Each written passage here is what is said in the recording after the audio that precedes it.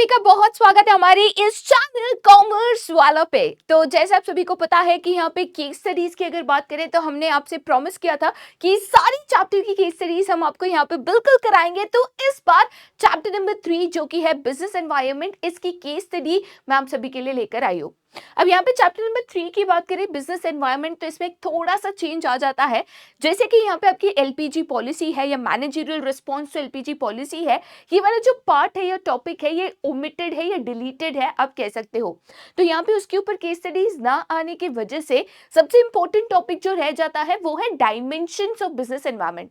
तो dimensions of business environment में से काफी सारी केस स्टडीज आने के चांसेस होते हैं और इसीलिए यहाँ पे इस केस स्टडी वाले सेशन में भी डायमेंशंस ऑफ बिजनेस एनवायरनमेंट से काफी सारे क्वेश्चंस मैं आप सभी के लिए लेकर आई हूँ। बाकी बिना देरी के भाई यहाँ पे जो केस सीरीज है चैप्टर नंबर 3 की, उसकी हम यहाँ पे शुरुआत करते हैं।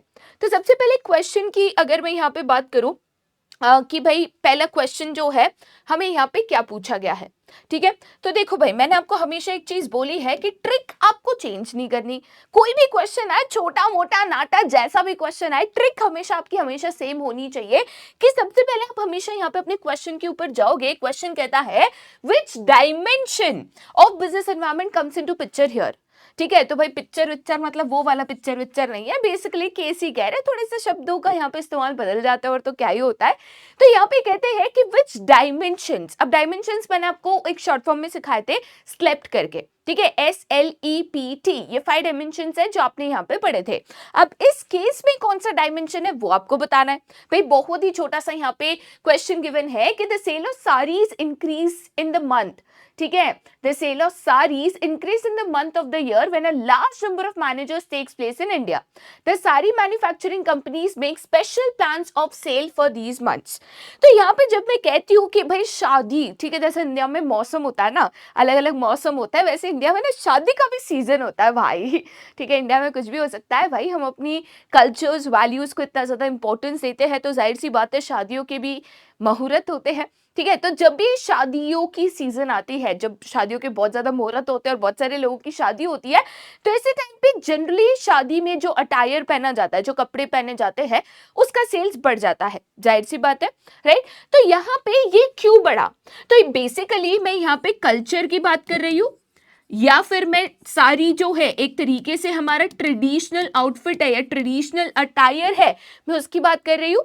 तो जब कल्चर, ट्रेडिशन, वैल्यूज, कस्टमर के प्रेफरेंसेस, कस्टमर के टेस्ट, कस्टमर के हैबिट्स की बात आती है, तो इसमें तो भाई साहब एक ही डायमेंशन है जो यहाँ पे बोलता है, एंड वो कौन सा डायमेंशन है?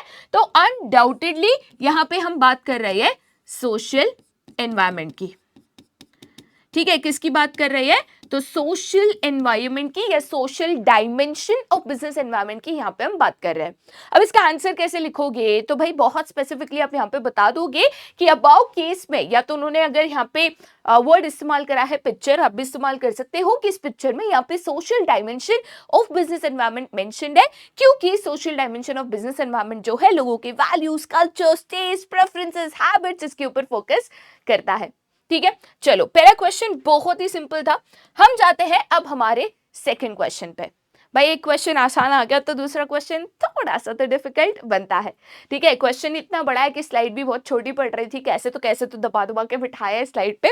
एनीवेज अगेन टेक्निक सेम रहेगी, चाहे छोटा क्वेश्चन हो चाहे बड़ा क्वेश्चन हो, टेक्निक सेम नहीं होगी। सबसे पहले क्वेश्चन के ऊपर जाएंगे जो कहता है identify and explain the dimensions of business environment mentioned above, ठीक है। तो अगेन यहाँ पे बेटा डायमेंशंस ऑफ बिजनेस एनवायरनमेंट पूछा हुआ है, तो डायमेंशंस बोले तो 5 ही डायमेंशंस में से होंगे, एक भी हो सकता है, अनेक भी हो सकते हैं।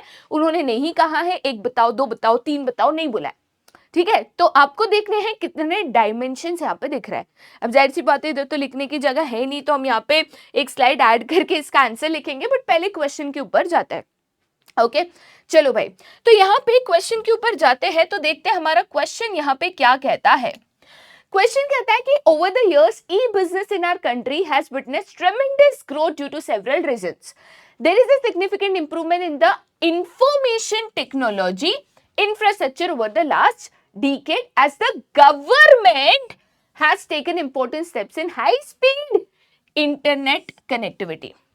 ई बिजनेस मतलब इलेक्ट्रॉनिक बिजनेस, ये ऑनलाइन हम जो बाइंग एंड सेलिंग करते हैं अमेजॉन, मिंत्रा, फ्लिपकार्ट, ऐसे बहुत सारे वेबसाइट्स पे, उसको ही तो ई बिजनेस कहते हैं।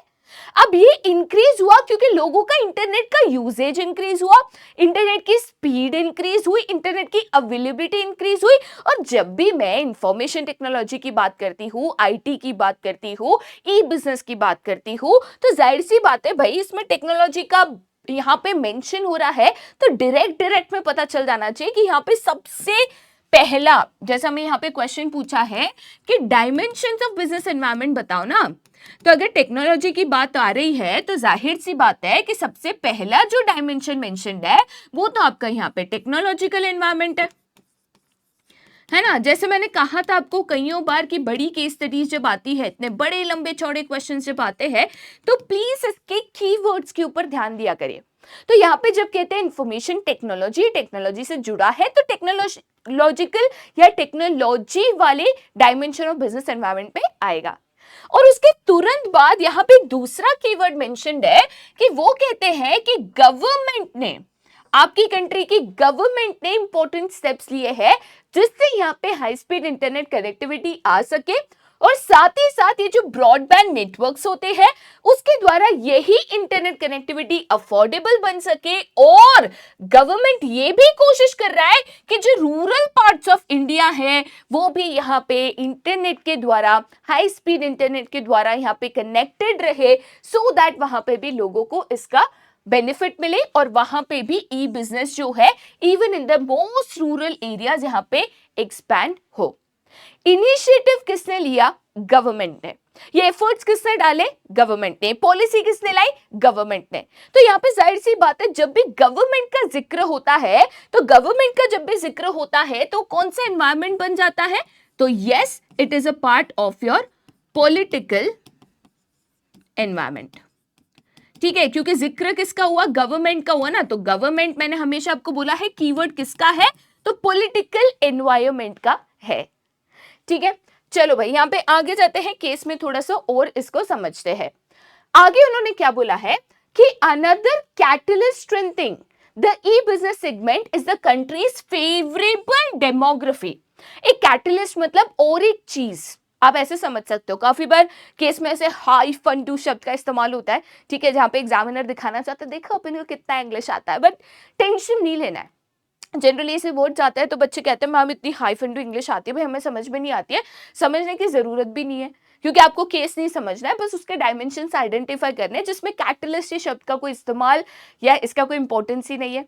ठीक है, तो यहाँ पे कहा गया है कि दूसरी चीज जो बिजनेस को यहाँ पे बढ़ावा दे रही है वो है आपकी कंट्री का फेवरेबल डेमोग्राफी, जिसमें 50% ए डेमोग्राफी मतलब आपका जो कंट्री का पॉपुलेशन होता है, जो कि इंडिया का बहुत ज्यादा है। ठीक है, तो आपकी कंट्री का जो पॉपुलेशन होता है उसमें यहाँ पे कितने यूथ है, ठीक है, कितने बच्चे हैं, कितने एल्डर एज के हैं, किनकी का इनकम है, तो पॉपुलेशन की जो इंफॉर्मेशन होती है बेसिकली वो आपकी डेमोग्राफी होती है या डेमोग्राफिकल यहाँ पे इंफॉर्मेशन कहा जाता है। तो कहते हैं कि फेवरेबल डेमोग्राफी है क्योंकि 50% जो पॉपुलेशन है उनकी उम्र below the age of 25 years है। तो जनरली इंटरनेट के अगर इस्तेमाल की बात करें तो भाई यंगस्टर्स में बहुत ज्यादा होता है। ठीक है, तो इसीलिए यहाँ पे इंटरनेट यंगस्टर्स इस्तेमाल कर दो, और इंडिया में यंगस्टर्स भर भर के भाई, तो यहाँ पे इसीलिए इंटरनेट का इस्तेमाल ज्यादा होता है। प्लस 65% पॉपुलेशन यहाँ पे जो है वो बिलो द एज ऑफ 35 है। तो इट इज एक्सपेक्टेड कि ये 2020 में जो एवरेज एज ऑफ इंडिया है वो 29 इयर्स होगी। ठीक है, मैं इंडिया के देश की एज नहीं कह रही हूँ, इंडिया के जो लोग हैं उनकी एवरेज एज कह रही हूँ। बट यहाँ पे बेटा जब हम डेमोग्राफी को समझते हैं, जब हम लोगों को समझने की कोशिश करते हैं, लोगों के बारे में जानकारी प्राप्त करते हैं, उनकी जो इनकम है, एज है, स्टैंडर्ड ऑफ लिविंग है, तो ये सारी चीजें जहाँ पे लोगों के बारे में जानकारी आती है, ये जाहिर सी बातें आता है किसमें? तो ये आता है यहाँ पे आपके सोशल एनवायरमेंट में। ठीक है, चलो भाई केस में यहाँ पे थोड़ा सा आगे बढ़ा जाए। आगे उन्होंने क्या कहा है कि यहाँ पे more over the penetration of smartphones in the large section of population has aptly address the problem of compute illiteracy, notwithstanding the fact that consumer also prefer e-business due to multiple factors like convenience, time, etc. मतलब यहाँ पे भाई जाहिर सी बात है आज internet बहुत आसानी से अवेलेबल है, आपके फोन में सारी चीजें आ चुकी है, ठीक है। फोन में तो हमारी जिंदगी बसती है भाई। इंसान वॉलेट भूल जाएगा, ठीक है, इंसान अपने घर परिवार को भूल जाएगा, बट फोन कहीं भूल गया ना, बाबा बाबा 5 मिनट में जो टेंशन आता है इंसान को। चलो एनीवेज, यहाँ पे स्मार्टफोन में हमारी जिंदगी बसती है, सारी चीजें आजकल फोन में हो जाती है, कुछ खरीदना है, कुछ बेचना है, हर चीज यहाँ पे अवेलेबल है। स्मार्टफोन्स यहाँ पे इंडियन मार्केट्स में इतने सारे ब्रांड्स आ चुके हैं, तो काफी सस्ते स्मार्टफोन्स भी अवेलेबल है, इंटरनेट कनेक्टिविटी भी अवेलेबल है, तो इसीलिए यहाँ पे इंटरनेट का इस्तेमाल ज्यादा है, ई बिजनेस का इस्तेमाल ज्यादा है, ठीक है। ई बिजनेस वाले टॉपिक पे ना पहुंच जाऊं मैं, इसीलिए थोड़ा यहाँ पे अपने आप को रोक लेती हूँ। तो बेसिकली देखा जाए तो 3 इंपॉर्टेंट जो यहाँ पे डायमेंशंस है वो मेंशन है, ठीक है। कीवर्ड्स बहुत इंपॉर्टेंट है, इजीली उसको आइडेंटिफाई कर पाओगे। ओके, चलिए भाई यहाँ पे आगे जाते हैं, फिर हम टू द नेक्स्ट क्वेश्चन। अब यहाँ पे भाई जो नेक्स्ट क्वेश्चन आपका है, जैसे आप देख सकते हो, this is a do it yourself question. मैं हमेशा कहती हूँ डू इट योरसेल्फ क्वेश्चन इसलिए देती हूँ, ठीक है, ऐसा नहीं बोलना मैम को आता नहीं है तो डू इट योरसेल्फ दे दिया, भाई पहले से दिया हुआ है ना।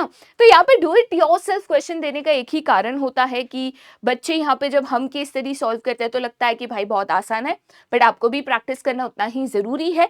तो यहाँ पे ये एक छोटा सा केस स्टडी है जो आपको यहाँ पे पढ़ना है और उसका आंसर हमें बताना है। क्वेश्चन में अगेन आपको डायमेंशंस ही पूछे गए हैं, जो मैं आपको ऑलरेडी अभी अभी 2 केसेस में पढ़ा चुकी हूं। याद रखिएगा, इसका जो आंसर है आपको क्या करना है, तो नीचे हमारे कमेंट सेक्शन में इसका आंसर आपको बताना है, ठीक है। तो भाई नीचे कमेंट सेक्शन में आंसर बिल्कुल बता दीजिएगा, जिसका भी आंसर सही होगा दिशा मैम देगी उसको एक थम्स अप, ठीक है। चलो भाई यहाँ पे आगे जाते हैं फिर टू द नेक्स्ट क्वेश्चन। अब अगेन क्वेश्चन नंबर 4 अगर आप देख सकते हो, इसमें 2 सब क्वेश्चंस पूछे गए हैं। जनरली ऐसे क्वेश्चंस में थोड़ा सा मुझे डर लगता है, बिकॉज होता क्या है कि बच्चे घाई घाई में या कभी कभी ओवर कॉन्फिडेंस में ये कर देता है कि पहला क्वेश्चन आंसर कर देते हैं, दूसरा छोड़ देते हैं। तो प्लीज कितने क्वेश्चंस पूछे हैं उसके ऊपर ध्यान दीजिएगा, वरना आते हुए भी चीजें मिस हो जाएगी और मार्क्स रह जाएंगे, ठीक है। चलो भाई क्वेश्चन सबसे पहले हम यहाँ पे पढ़ेंगे, ट्रिक कभी चेंज नहीं होगी। सबसे पहला क्वेश्चन कहता है कि आइडेंटिफाई द रेलेवेंट फीचर। अब ये डायमेंशन वाला नहीं है भाई, सारे क्वेश्चन थोड़ी ना डायमेंशन पे करोगे। तो यहाँ पे पहला क्वेश्चन है identify the feature of business environment, जो यहाँ पे डिस्कस हुआ है। तो फीचर है, कैरेक्टरिस्टिक्स है, नेचर पूछ लिया, तीनों सेम टू सेम क्वेश्चंस होते हैं, तो बिल्कुल कोई दिक्कत नहीं है। तो आइडेंटिफाई द फीचर जो आपको यहाँ पे बताना है, फीचर ऑफ बिजनेस एनवायरनमेंट कौन सा है। दूसरा क्वेश्चन पूछता है कि आइडेंटिफाई एनी 3, मतलब मोर देन 3 हो सकते हैं, बट आपको 3 ही बताना है, ठीक है, जो यहाँ पे importance of business environment highlight करता है। ए मेरे दोस्त, अप्सरा वाली एड से ना यहाँ पे प्रभावित नहीं हो जाना। Extra marks for good hand writing, तो एक्स्ट्रा मार्क्स पर एक्स्ट्रा पॉइंट्स कभी नहीं मिलते हैं, प्लस थियरी पेपर्स में समय की कमी होती है, तो 3 बोला ना तो चुपचाप 3 लिख देना भाई प्लीज, है ना। चलो आगे जाते हैं यहाँ पे, तो क्वेश्चन क्या कहता है, तो मेरे दोस्त यहाँ पे क्वेश्चन कहता है कि इको फ्रेंडली प्रोडक्ट जो है, ये फीचर्स और इंपॉर्टेंस को समझते हुए पढ़ना क्वेश्चन। इको फ्रेंडली प्रोडक्ट्स जो है वो यहाँ पे पावर गेन कर रहे हैं, मतलब इको फ्रेंडली प्रोडक्ट्स की पावर यहाँ पे या डिमांड यहाँ पे बढ़ रही है, बिकॉज कंज्यूमर की जो अवेयरनेस है अबाउट एनवायरमेंटल इशू वो इंक्रीज हो रही है, ठीक है।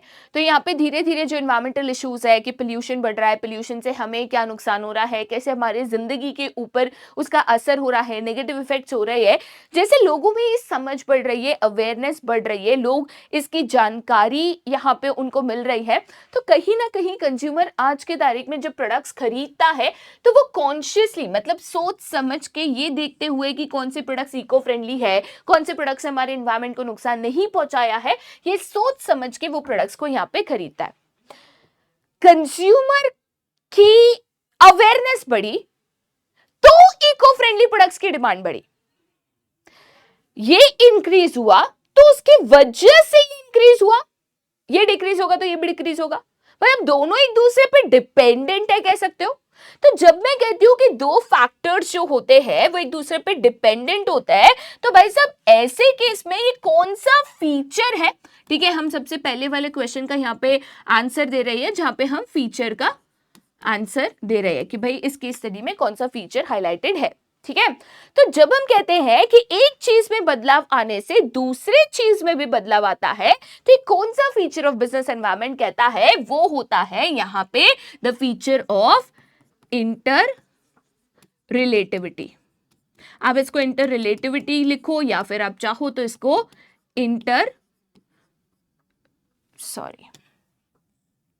ठीक है, आप चाहो तो इसको इंटर रिलेटनेस, अरे भाई साहब ये क्या हो रहा है, ठीक है चलो, आप इसको चाहो तो इंटर रिलेटनेस लिख सकते हो, ठीक है, तो भी कोई दिक्कत नहीं है। इंटर रिलेटनेस, इंटर रिलेटिविटी दोनों वन एंड द सेम है। इंटर रिलेटनेस से इंटर रिलेटिविटी क्या कहता है कि कोई भी फैक्टर्स जो होते हैं या फिर फोर्सेस ऑफ बिजनेस एनवायरनमेंट होते हैं वो एक दूसरे से कनेक्टेड होते हैं, एक दूसरे के ऊपर डिपेंडेंट होता है। तो इस केस में सेम आपने देखा, कंज्यूमर की अवेयरनेस बढ़ी तो इको फ्रेंडली प्रोडक्ट्स की डिमांड बढ़ी, तो दोनों एक दूसरे के ऊपर यहाँ पे कहीं ना कहीं डिपेंडेंट है। तो एक फीचर आपको यहाँ पे ऑलरेडी मिल गया, बट जरूरी नहीं है एक ही फीचर हो, तो आगे भी आपको देखते हुए चलना है क्या और कोई फीचर आपको मिल रहा है, ठीक है। आगे जाते हैं यहाँ पे to the next, they are now more conscious about the carbon emission and climatic change effect and want themselves to be seen as a green advocate among their peers.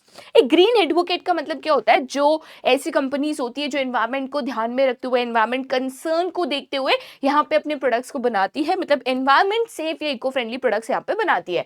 तो कंपनीज आजकल चाहती है कि वो भी ऐसी कंपनीज में जानी जाए जो ग्रीन कंपनीज है, जो एनवायरमेंट को सपोर्ट करती है, एनवायरमेंट को कम से कम नुकसान पहुंचाती है, सो दैट उनकी भी जो इमेज है, उनकी भी जो कॉर्पोरेट इमेज है यहाँ पे लोगों की नजरों में वो इंक्रीज और लोग उनके प्रोडक्ट्स को यहाँ पे खरीदे।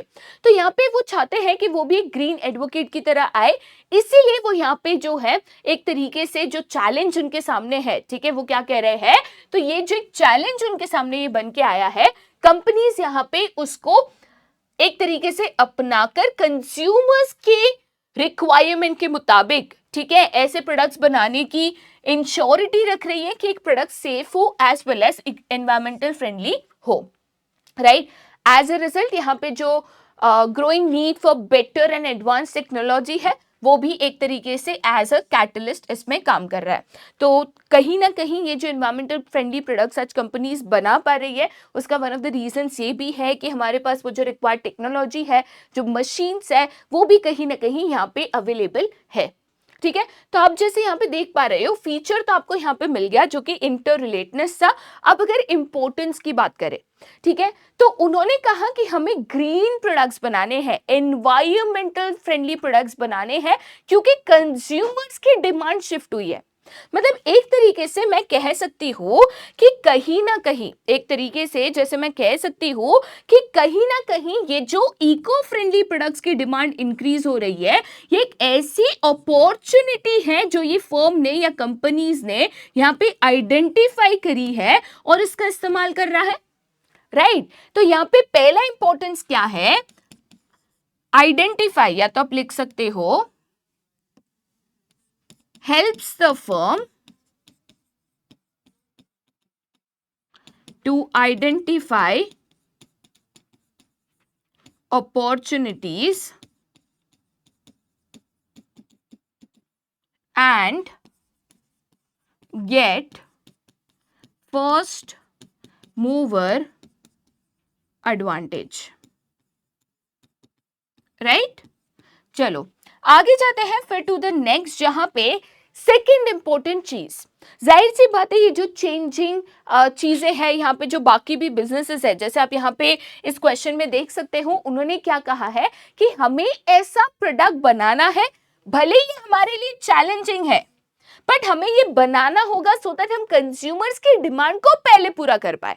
तो एक तरीके से अगर ये उस डिमांड को पूरा नहीं करते या ये इस चीज में पीछे रह जाते हैं, तो इनका जो बिजनेस है जा सकता है, मार्केट शेयर जा सकता है, कोई और कंपनी के पास जो कंज्यूमर्स है वो शिफ्ट हो सकते हैं, ठीक है। तो एक तरीके से इन्होंने यहाँ पे थ्रेड भी जो है आइडेंटिफाई किया, helps the firm to identify threats and early warning signals, ठीक है। उसके साथ साथ थर्ड इंपॉर्टेंट चीज, जैसे उन्होंने कहा था कि हम ये इसीलिए कर पा रहे हैं क्योंकि आज के तारीख में जो बेटर एंड एडवांस टेक्नोलॉजी हमें चाहिए वो हमें यहाँ पे मिल पा रही है, ठीक है, तो जो रिसोर्सेज चाहिए वो हमें यहाँ पे मिल पा रहे हैं, इसीलिए हमें इको फ्रेंडली जो प्रोडक्ट्स है हम इसको यहाँ पे बना पा रहे हैं। तो एक तरीके से जब रिसोर्सेज की बात होती है तो उसके रिगार्डिंग एक ही इंपॉर्टेंस का पॉइंट है जो आपको यहाँ पे लिखना है, जो कि है यहाँ पे helps in tapping useful resources.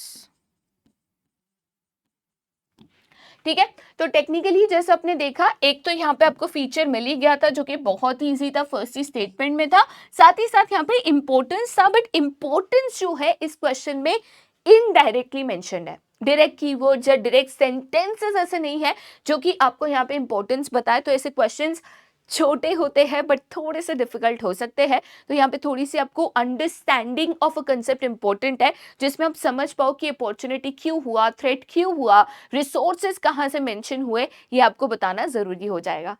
ठीक है, ऐसे क्वेश्चंस आने के चांसेस रेयर होते हैं, हार्डली एक आधा ऐसा क्वेश्चन पेपर में आएगा, सारे केस स्टडीज ऐसे नहीं आएंगे, एक आधा क्वेश्चन आ सकता है, बट फिर भी आपको पता होना चाहिए कैसे इसको सॉल्व करा जाए। ठीक है, चलो भाई आगे जाते हैं फिर टू द नेक्स्ट। यहाँ पे क्वेश्चन पूछा गया है, अगेन यहाँ पे 3 क्वेश्चन है। ठीक है, 1, 2 और 3, तो तीनों क्वेश्चन के आंसर आपको लाइन बाय लाइन लिखने हैं।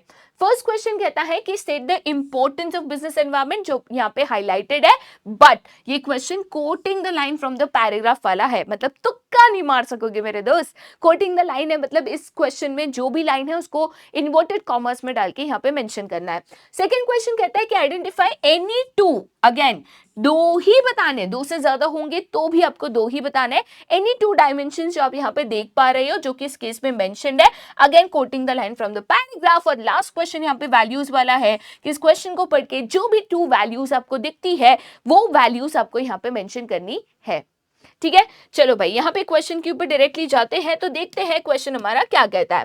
क्वेश्चन कहता है कि अल्ट्रा पेंट करके कंपनी है जो कि यहाँ पे पेंट्स मैन्युफैक्चर करती है, और साथ ही साथ इनकी मार्केट में एक अच्छी खासी पोजीशन है, मतलब कंपनी काफी फेमस है और अच्छा खासा प्रॉफिट वगैरह कमाती है, मार्केट सेल्स करती है, तो मार्केट में एक प्रोमिनेंट पोजीशन है और ये बेस्ट क्वालिटी पेंट्स बनाते हैं, गवर्नमेंट को टाइमली यहाँ पे टैक्सेस पे करते हैं, और जो भी वेरियस इनपुट्स है, मतलब यहाँ पे जो भी चीजें चाहिए होती है कंपनी को चलाने के लिए, जैसे पैसा है, मशीन्स है, रॉ मटेरियल है, एक्सेट्रा, वो अपने एनवायरनमेंट से इसको लाके असेंबल करता है।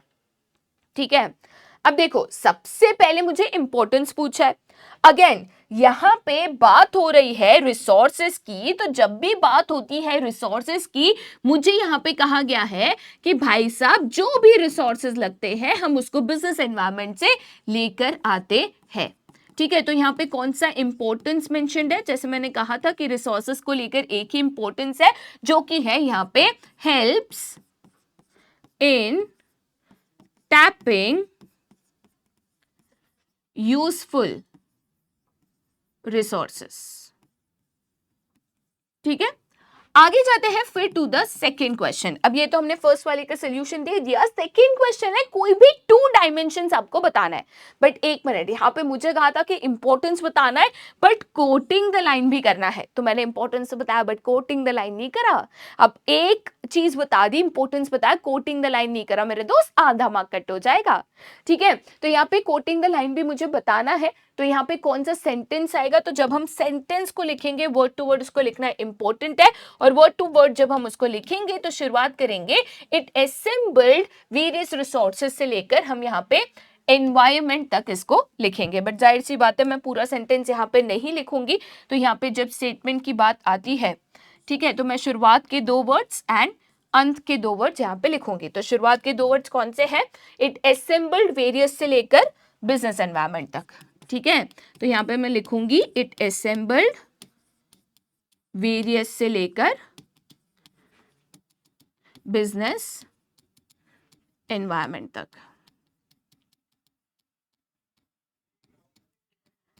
ठीक है, याद रखना जब भी कोटिंग द लाइंस आता है तो आपको इन्वर्टेड कॉमर्स यहाँ पे लिखना बहुत ही जरूरी है, क्योंकि आप एग्जैक्ट स्टेटमेंट यहाँ पे क्वेश्चन का लिख रहे हो, इन्वर्टेड कॉमर्स बिल्कुल नहीं भूलना है।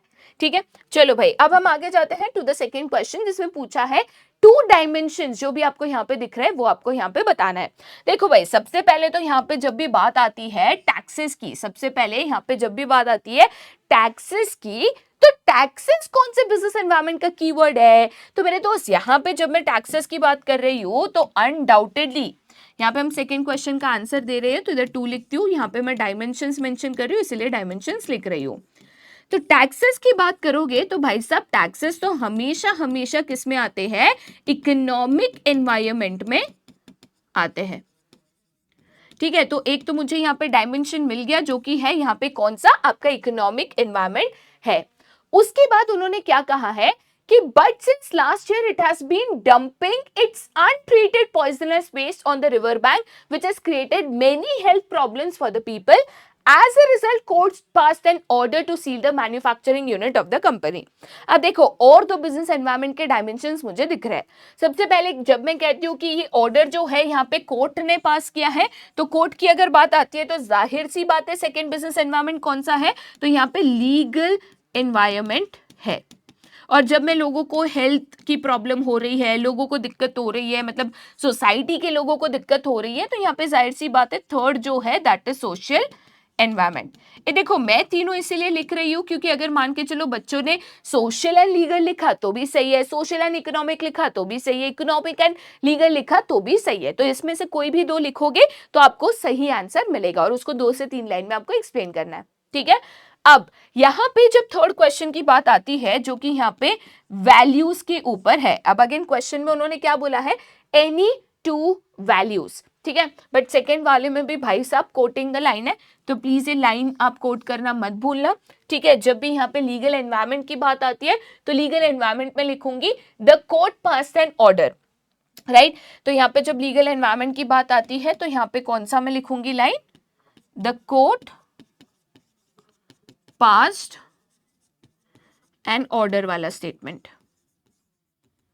ठीक है, उसके बाद जब इकोनॉमिक एनवायरनमेंट की बात आती है तो जो टैक्सेस वाला स्टेटमेंट है कि also made payment of taxes to the government, तो made timely payment of taxes to the government यहां पे मैं मेंशन करूंगी.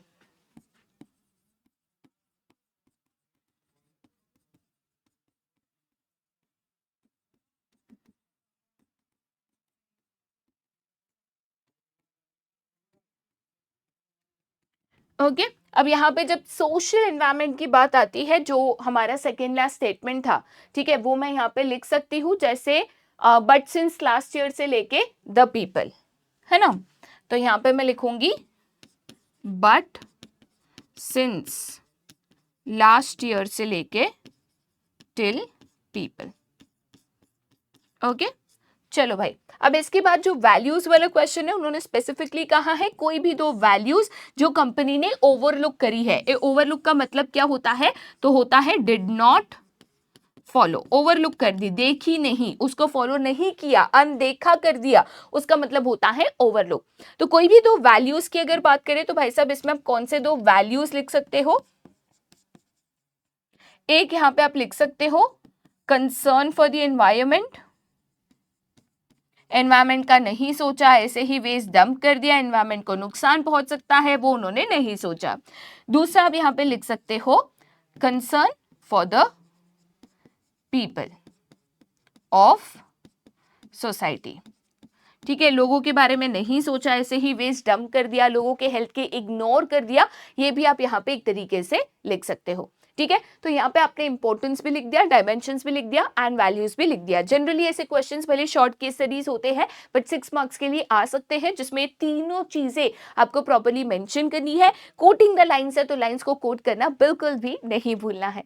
ठीक है, चलो भाई आगे जाते हैं फिर टू द नेक्स्ट क्वेश्चन जिसमें यहाँ पे पूछा गया है कि explain briefly changes in business environment under different heads that have facilitated the company's decision to plan significant investment in retailing. अब ये क्वेश्चन मैंने पर्पसली डाला क्योंकि इसमें ना फीचर मेंशन है, ना इंपॉर्टेंस मेंशन है, ना डायमेंशन मेंशन है. ठीक है, तो यहाँ पे जब वो कहते हैं explain briefly changes in business environment, तो भाई साहब यहाँ पे मैं कौन से चेंजेस को लिखूं, क्या चीजों को लिखूं? तो देखो बेटा, जब मैं कहती हूँ चेंजेस इन बिजनेस एनवायरनमेंट, तो बिजनेस एनवायरनमेंट में जब जो बदलाव आया होगा कोई ना कोई डायमेंशन में आया होगा. अब गवर्नमेंट ने टैक्स कम ज्यादा किया तो बेसिकली वो एक तरीके से इकोनॉमिक डायमेंशन में आ जाएगा. गवर्नमेंट ने कोई नई पॉलिसी लेकर आई तो यहाँ पे ये चेंजेस इन पॉलिटिकल एनवायरनमेंट हो गया. ठीक है, लोगों के टेस्ट प्रेफरेंसेस बदले तो ये चेंजेस इन सोशल एनवायरनमेंट हो गया। तो कौन से एनवायरनमेंट में, कौन से डायमेंशन में चेंजेस आए हैं वो आपको यहाँ पे एक तरीके से बताना है। उन्होंने कहीं पे भी क्वेश्चन में डायमेंशन नहीं लिखा है, पर टेक्निकली पूछ वही रहे हैं, है ना। तो ऐसे क्वेश्चंस को समझना बहुत जरूरी होता है, आधी कहानी तो भाई वहीं खत्म हो जाती है। अब देखो यहाँ पे क्वेश्चन क्या कहता है कि recently many companies have plan for significant investment in organizing retailing in India. Various factors which have encouraged company to take these decisions are customer income जो बढ़ते जा रही है, उनकी स्टैंडर्ड ऑफ लिविंग जो यहाँ पे इंक्रीज हो रही है, साथ ही साथ लोग जो है यहाँ पे high prices for quality goods देने आज के तारीख में तैयार है। गवर्नमेंट की जो पॉलिसी है यहाँ पे एमएनसी मतलब मल्टीनेशनल कंपनी, ठीक है, एमएनसी का मतलब क्या होता है, तो जो मल्टीनेशनल कंपनीज होती हैं उनके लिए गवर्नमेंट की जो पॉलिसीज है, उनकी एफडीआई को जो पॉलिसीज है वो भी यहाँ पे चेंज हो रही है, राइट। वो गवर्नमेंट ने लिबरलाइज कर दी है, मतलब एक तरीके से उसको यहाँ पे छूट दे दी है, काफी सारे रिस्ट्रिक्शंस जो है उसको यहाँ पे रिड्यूस कर दिए हैं। तो सबसे पहले बेटा जब भी मैं बात करती हूँ कि यहाँ पे कस्टमर की इनकम इंक्रीज हो रही है, भाई साहब जब मैं कस्टमर इनकम की बात कर रही हूँ तो एक तरीके से कस्टमर इनकम किस में आएगा, तो जाहिर सी बात है कि यहाँ पे कस्टमर इनकम जो है पार्ट ऑफ इकोनॉमिक एनवायरनमेंट है। लोगों की इनकम चेंज होना, डिस्पोजेबल इनकम चेंज होना, कंट्री की नेशनल इनकम चेंज होना, जीडीपी चेंज होना, ये सारे तो इकोनॉमिक एनवायरनमेंट के हिस्से हैं या इकोनॉमिक एनवायरनमेंट के पार्ट्स है ना। ये चेंजेस इन इकोनॉमिक एनवायरनमेंट उसको मानोगे।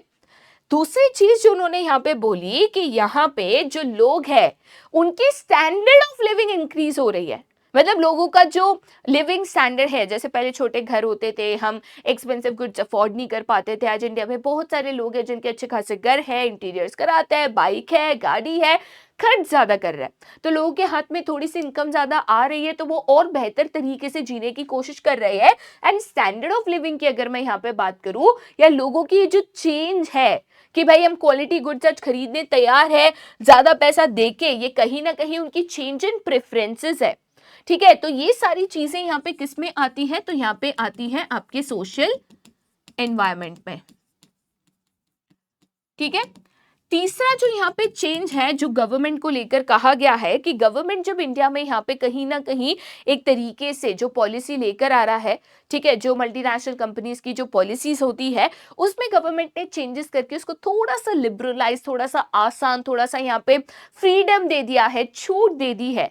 तो कहीं ना कहीं गवर्नमेंट ने चेंजेस किए हैं या पॉलिसी में चेंजेस किए हैं, तो yes this is a part of your political environment. Change in policy या कोई भी पॉलिसी की अगर बात करें जो गवर्नमेंट लेकर आती है तो yes it is a part of political environment. तो चेंजेस जो आए हैं वो ये 3 डायमेंशंस में यहाँ पे चेंजेस आए हैं और आपको फिर बताना होगा कि कैसे यहाँ पे इन डायमेंशंस को हमने यहाँ पे आइडेंटिफाई करा है, ठीक है। चलो भाई आगे जाते हैं फिर टू द नेक्स्ट क्वेश्चन। अब देखो बेटा क्वेश्चन क्या पूछा गया है कि state the various dimensions of business environment mentioned in the above paragraph by quoting the lines from the paragraph. तो अगेन डायमेंशंस वाला क्वेश्चन है एंड कोटिंग द लाइंस वाला क्वेश्चन है, तो तुक्का बिल्कुल नहीं मार सकोगे, ठीक है। तो यहाँ पे अगर क्वेश्चन की बात करें, क्वेश्चन कहता है कि after winning the election, Prime Minister Mr. Narendra Modi launched a campaign of Swachh Bharat and invited various celebrities to be part of this अभियान।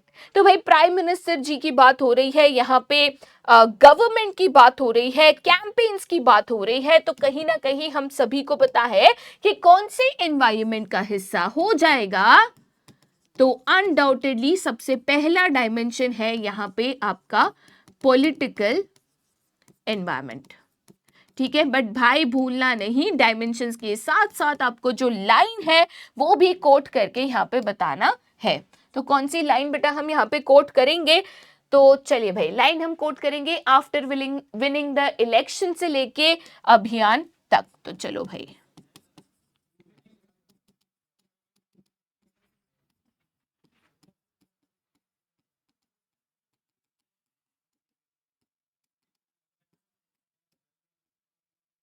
ठीक है, चलो आगे जाते हैं फिर यहाँ पे टू द नेक्स्ट। एक तो डायमेंशन हमें मिल गया, चलो ढूंढते हैं और कौन से डायमेंशंस यहाँ पे मेंशन्ड है।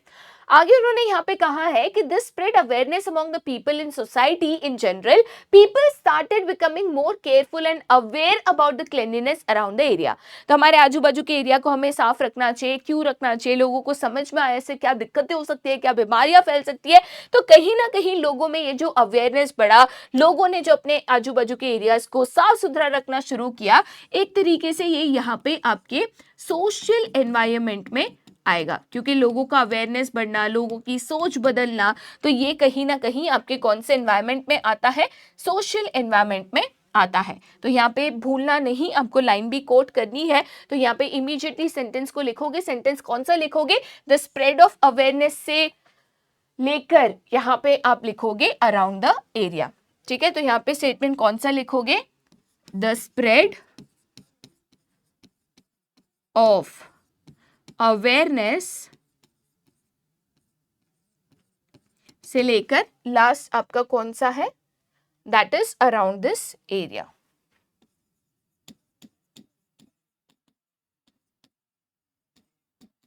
ठीक है, चलो भाई आगे जाते हैं, कोई और डायमेंशन है या नहीं। To continue its impact, a new service tax for Swachh Bharat was also started. Again बेटा यहाँ पे टैक्स की बात आती है तो अनडाउटेडली टैक्स जो है कौन से डायमेंशन का हिस्सा है, तो टैक्स जो है यहाँ पे इकोनॉमिक एनवायरनमेंट का हिस्सा है। ठीक है, तो यहाँ पे भाई टैक्सेस की अगर बात हो रही है तो अनडाउटेडली कौन सा एनवायरनमेंट आएगा, इकोनॉमिक एनवायरनमेंट आएगा।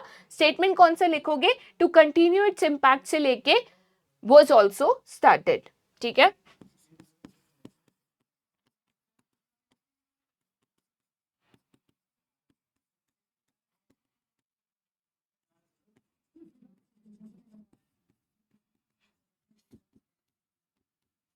ठीक है, चलो आगे जाते हैं। The government is planning to import new and better technology to adopt new methods of treating the garbage and waste. तो यहाँ पे टेक्नोलॉजी की बात हो रही है तो अनडाउटेडली कौन सा एनवायरनमेंट आएगा, यहाँ पे आपका टेक्नोलॉजिकल एनवायरनमेंट आएगा। ठीक है, यहाँ पे हम स्टेटमेंट कौन सा हाईलाइट करेंगे, तो यहाँ पे जो हमारा स्टेटमेंट है वो आएगा कि द गवर्नमेंट इज प्लानिंग से लेके गार्बेज एंड वेस्ट।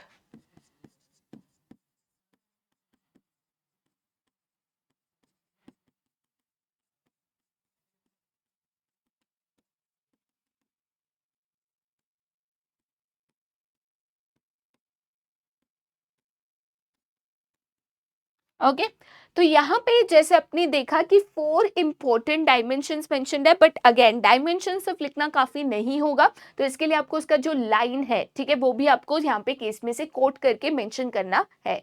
ओके चलो भाई आगे जाते हैं फिर टू द नेक्स्ट क्वेश्चन। अब क्वेश्चन नंबर 8 क्या कहता है कि identify the feature of management which is being highlighted. भाई साहब यहाँ पे चैप्टर नंबर 1 का क्वेश्चन भी आ सकता है, तो ऐसे बिल्कुल भी गलतफहमी मत रखना कि एक केस में एक ही चैप्टर के क्वेश्चंस आ सकते हैं। एक क्वेश्चन में 3 चैप्टर 4 चैप्टर के भी क्वेश्चंस कंबाइन किए जा सकते हैं। तो ये वाला जो क्वेश्चन है चैप्टर नंबर 1 का है जो आप ऑलरेडी देख रहे हो। क्वेश्चन 2 पूछा गया है कि state the related dimensions of the business environment, but coding the line नहीं है, तो डायमेंशंस बताना है। एंड एक जो चैप्टर नंबर 1 में हमने पढ़ा था the different characteristics of features of management, उसका आपको एक फीचर जो है या एक से ज्यादा भी हो सकते हैं तो वो आपको यहाँ पे बताना है। ठीक है, देखो भाई साहब यहाँ पे क्वेश्चन क्या कहता है, तो एक तरीके से आपका क्वेश्चन कहता है Bharat is running an ice cream parlour in local market, keeping in mind the changing perceptions about the health among the people, one of his employees Abhiraj suggested to him that they should introduce a range of flavored yogurts. Bharat accepted his suggestion. As a result, both the image and the profitability of the business increased. तो यहाँ पे question में कहा है keeping in mind the changing perception। बेटा मैंने आपको एक बार नहीं कईयों बार बोला है कि जब चेंजिंग वर्ड आता है तो कौन सा फीचर ऑफ मैनेजमेंट हो सकता है। भाई साहब जब भी चेंज एंड चेंजिंग आता है ना, तो चेंज एंड चेंजिंग हमेशा हमेशा एंड हमेशा एक ही फीचर हो सकता है, एंड वो फीचर यहाँ पे कौन सा है, जी एब्सोल्युटली राइट, वो है यहाँ पे management is dynamic in nature.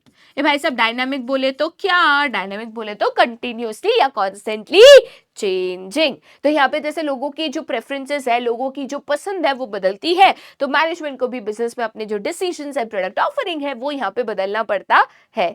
ठीक है, चलिए भाई आगे जाते हैं टू द सेकेंड क्वेश्चन, जिसमें हमें यहाँ पे पूछे गए हैं different dimensions of business environment. ठीक है, तो यहाँ पे लोगों की पसंद बदल रही है, लोगों की जो चॉइसेस है वो बदल रही है, लोगों की बात हो रही है। तो अनडाउटेडली जब भी लोगों की बात होती है तो यहाँ पे एक ही डायमेंशन है जो पिक्चर में आता है, और वो डायमेंशन कौन सा है, वो है यहाँ पे आपका सोशल एनवायरनमेंट। कौन सा डायमेंशन है, तो वो है आपका यहाँ पे सोशल एनवायरनमेंट। ठीक है, चलिए आगे जाते हैं फिर टू द नेक्स्ट क्वेश्चन, जिसमें पूछा गया है कि identify the business environment under 3 different dimensions by quoting the lines from the above paragraph. तो स्पेसिफिकली बोला है कि 3 ही डायमेंशन है, ज्यादा मेहनत नहीं करनी है, 3 मिल गया तो बस काम खत्म। और अगेन यहाँ पे कोटिंग द लाइंस वाले क्वेश्चन है, बिजनेस एनवायरनमेंट में ऑब्जर्व किया गया है कि कोटिंग द लाइन वाले क्वेश्चंस काफी ज्यादा आते हैं, तो ये प्रैक्टिस बिल्कुल करके जाइएगा। ठीक है, यहाँ पे क्वेश्चन कहता है कि as per the directions issued by the supreme court the government passed an order to ban the sale of tobacco products within the area of 200 metres of all educational institute. सबसे पहले यहाँ पे जब भी बात आती है high court, supreme court, district court, court भाई कोई भी कोर्ट हो, ठीक है, तो यहाँ पे जब भी बात आती है कोर्ट की, तो अनडाउटेडली यहाँ पे सबसे पहला डायमेंशन जो आपको दिखता है that is your legal environment.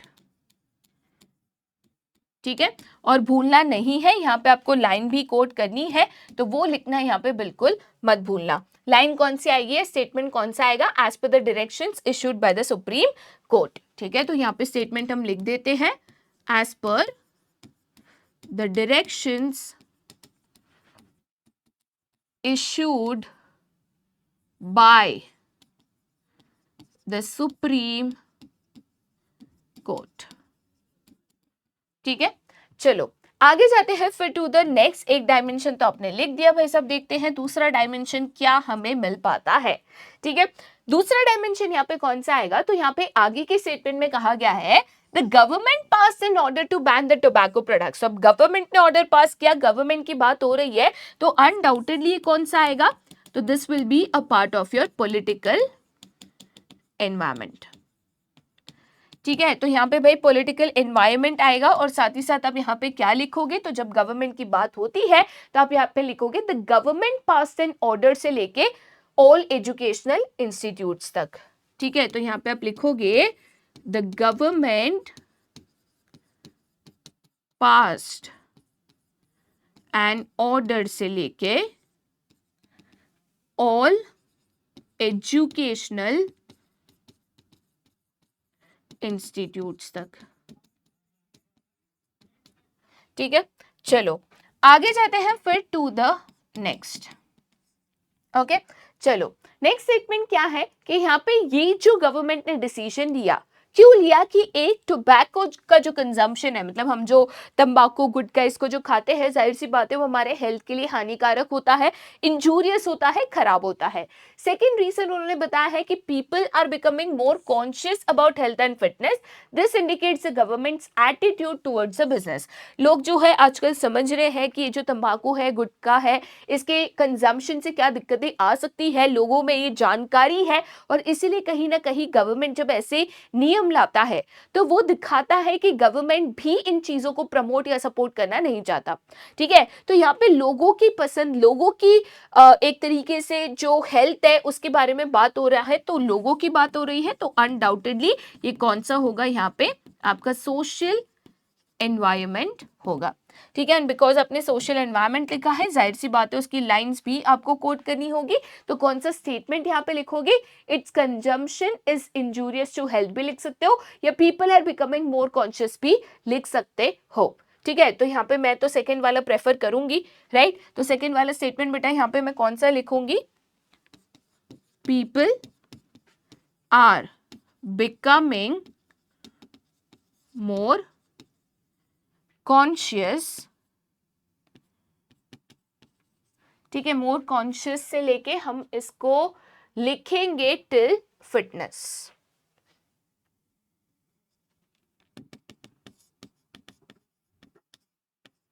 Okay तो यहाँ पे 3 बिजनेस एनवायरनमेंट के डायमेंशन से उन्होंने पहले ही बता दिया थे, 3 है तो तीनों हमने यहाँ पे ढूंढ लिए और तीनों की जो कोटिंग द लाइंस है वो भी हमने यहाँ पे कर दिया। ठीक है, चलो भाई आगे जाते हैं to the next and the last question जो आज के इस केस स्टडी सेशन में हम करेंगे। ठीक है, अगेन क्वेश्चन यहाँ पे क्या कहता है, तो क्वेश्चन कहता है identify and state the components of business environment highlighted in the above para. Second question कहता है एनी 2 फीचर जो यहाँ पे गिवन है वो आपको यहाँ पे बताना है। थर्ड क्वेश्चन कहता है कोई भी 2 पॉइंट ऑफ इंपॉर्टेंस भी आपको यहाँ पे बताना है। ठीक है, तो डायमेंशंस, फीचर्स, इंपॉर्टेंस तीनों एक ही क्वेश्चन में कवर हो गया। 6 मार्क क्वेश्चन ऐसे आते हैं फ्रॉम बिजनेस एनवायरनमेंट। ओके चलिए यहाँ पे तीनों को एक एक करके हम आंसर करेंगे, बट सबसे पहले भाई इनको ढूंढ तो ले। तो यहाँ पे आपको क्वेश्चन पढ़ते वक्त फीचर भी ढूंढना है, इंपॉर्टेंस भी ढूंढना है, साथ ही साथ डायमेंशंस भी ढूंढना है ना। चलो क्वेश्चन कहता है कि Naman and Govind after finishing the graduation under vocational stream decided to start their own travel agency which will book rail tickets and air tickets on commission basis.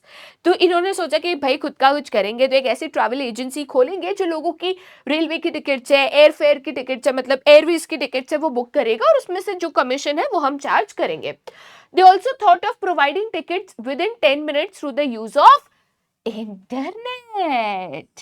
ठीक है, तो यहाँ पे भाई साहब इंटरनेट की बात हो रही है तो जाहिर सी बात है जब भी इंटरनेट की बात होती है इंटरनेट एक पार्ट ऑफ टेक्नोलॉजी आ जाता है और इसीलिए यहाँ पे कौन सा डायमेंशन होगा तो टेक्नोलॉजिकल डायमेंशन तो आ ही जाएगा, राइट। साथ ही साथ उन्होंने ये डिस्कस किया idea with their professor mister Mehta, जिनको आइडिया काफी अच्छा लगा। तो उन्होंने बोला कि भाई पहले एनालाइज कर लो बिजनेस एनवायरनमेंट को जिसमें यहाँ पे इन्वेस्टर्स है, कॉम्पिटिटर्स है एंड बाकी फोर्सेस है जैसे कि सोशल पॉलिटिकल एनवायरनमेंट है एक्सेट्रा। बट सबसे पहले भाई यहाँ पे हम जो कंपोनेंट है उसको लिख लेते हैं, 1 बाय 1 यहाँ पे जाते हैं। ठीक है, तो पहला यहाँ पे सोल्यूशन में हम इसके कंपोनेंट लिख लेते हैं। ओके तो यहाँ पे सबसे पहले कंपोनेंट कौन सा हमें यहाँ पे मिल गया है, तो यस एक कंपोनेंट यहाँ पे जो हमें मिला है दैट इज टेक्नोलॉजिकल एनवायरनमेंट। ठीक है, हम थोड़ी सी स्पेस छोड़ेंगे सो दैट और कंपोनेंट्स हो तो हम इसको यहाँ पे लिख सके। उसके बाद हमें क्वेश्चन में पूछा गया है कि 2 फीचर्स एंड 2 इंपॉर्टेंस भी बताना है। तो सेकेंड यहाँ पे मैं फीचर्स मेंशन करूंगी एंड थर्ड जो है यहाँ पे कहीं ना कहीं मैं इंपॉर्टेंस मेंशन करूंगी। ठीक है, तो भाई साहब जब मैं यहाँ पे फीचर्स की बात करूं तो उन्होंने यहाँ पे मुझे क्या कहा है कि दे डिस्कस द आइडिया, और उनके प्रोफेसर ने कहा कि पहले बिजनेस एनवायरनमेंट को एनालाइज करो जिसमें इन्वेस्टर कॉम्पिटिटर्स भी होता है और बाकी फोर्सेस जैसे सोशल पॉलिटिकल भी होता है।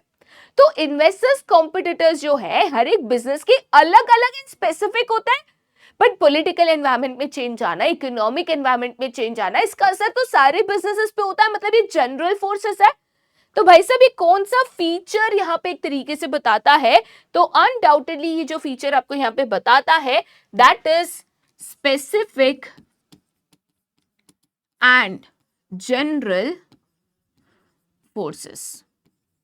ठीक है, चलो केस में आगे बढ़ते हैं जो कहता है कि they may affect the business directly or indirectly. He further told them about the technological improvements and shifts in consumer preferences that were taking place, and hence they should be aware of the environmental trends and changes which may hinder the business performance. तो यहाँ पे technological improvements का तो आपने यहाँ पे already technological dimension लिख दिया है, ये टेक्नोलॉजिकल एनवायरनमेंट लिख दिया है, but shift in consumer preferences जो है कहीं ना कहीं बेटा वो कौन सा डायमेंशन आएगा, तो वो आपका यहाँ पे सोशल एनवायरनमेंट आएगा। ठीक है, कंज्यूमर की प्रेफरेंसेस, चॉइस, टेस्ट चेंज होना, that is a part of social environment of business. ठीक है, आगे जाते हैं फिर टू द नेक्स्ट जिसमें कहा गया है कि hence they should be aware of the environmental trends and changes which may hinder the business performance.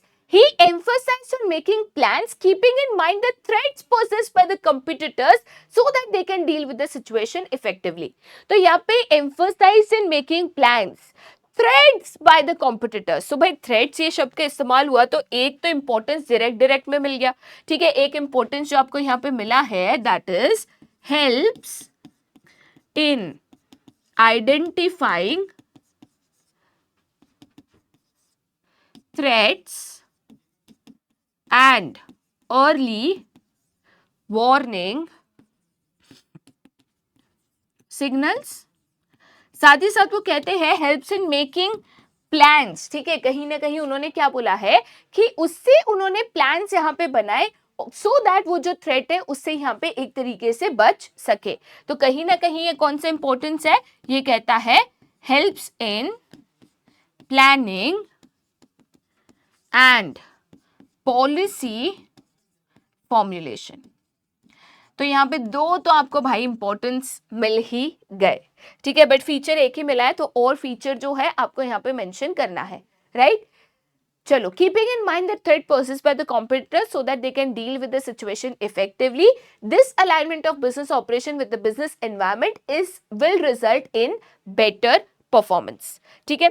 तो यहाँ पे भाई साहब अगर मैं बेटर परफॉर्मेंस की बात करूं तो उन्होंने एक चीज यहाँ पे ये भी बोली है कि कहीं ना कहीं टेक्नोलॉजिकल इंप्रूवमेंट जो है और शिफ्ट इन कंज्यूमर प्रेफरेंसेस को यहाँ पे ध्यान में रखते हुए आपको ये चीज को करना है। शिफ्ट इन कंज्यूमर प्रेफरेंसेस का मतलब क्या होता है कि कंज्यूमर्स की जो चॉइस है, कंज्यूमर्स के जो प्रेफरेंसेस है, कंज्यूमर्स की जो पसंद है वो बार बार बदलते रहती है, चेंज होते रहती है। तो उसको ध्यान में रखते हुए आपको ये बिजनेस को करना है। तो बार बार बदलते रहती है, चेंज होते रहती है, तो कहीं ना कहीं अनडाउटेडली और एक फीचर जो मैं यहाँ पे लिख सकती हूँ वो है बिजनेस एनवायरनमेंट